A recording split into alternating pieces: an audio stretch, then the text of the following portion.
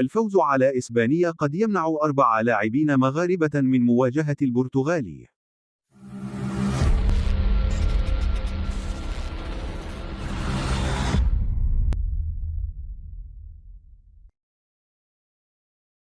خضع لاعبون مغاربة لفحوص طبية بعد نهاية المباراة أمام إسبانيا الثلاثاء، التي انتهت بفوز تاريخي لام أسود الأطلس، وتأهلهم إلى ربع نهائي كأس العالم.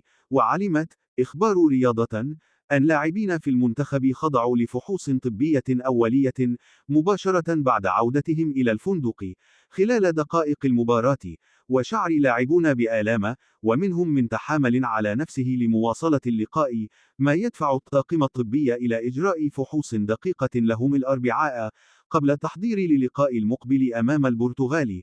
ويعاني أكثر من 4 لاعبين من إصابة، الأمر الذي يؤرق المدرب وليد الركراكي في انتظار نتائج الفحوص الطبية التي ستحسم الجدل في إمكان مشاركتهم في ربع النهائي.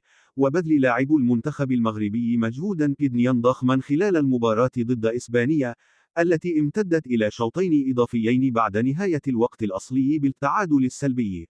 وسيطلب ذلك جهودا كبيرة من الطاقم الفني والطبي للمنتخب المغربي في الحصص التدريبية المقبلة، كي يكون أسود الأطلس في قمة جاهزيتهم لمواجهة البرتغال.